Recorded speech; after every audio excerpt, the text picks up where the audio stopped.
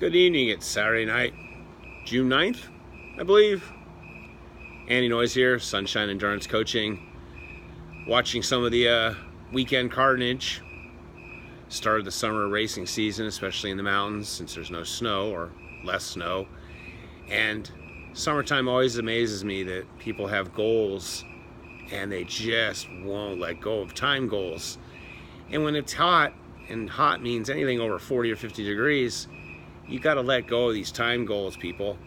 You know, the race is over a distance, not really time. Finishing, placing well, those are what's important. So I'm always shocked every summer where people are like, oh, I blew up, it got hot, I can't believe it got hot. It's like, people, it's summer, it's going to get hot. And it's actually not even really that hot. A lot of times it's just hotter than normal.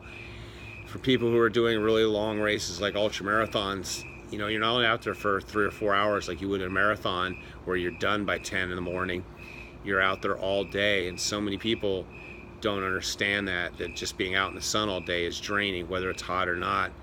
And so many people train in ideal conditions. So you get up at 6 in the morning and you run for 3 or 4 hours, but you're done before it gets hot. Train in the heat, get used to the heat.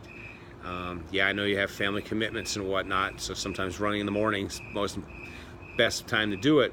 I mean, I go hiking with my hike club, and I always make fun of my hikers because they want to hike at 8.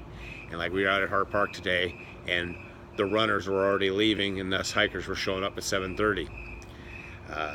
It wasn't very hot, but I'm seeing people having issues when the temperature gets to 70 or 80 degrees, and that's just part of the territory. In these long 50-mile, 100-mile trail races, being obsessed with hitting a number in your 50-miler or breaking 24 hours in a 100-miler, yeah, it's nice to get done quick, but you've got to realize the heat's going to slow you down. You got to plan for it, train for it, and also realize when it gets hot, back off your pace, save your energy for when the night falls, like it is right now with my noisy crickets here in my backyard. Anyways, you just got to lower your expectations as the temperature rises.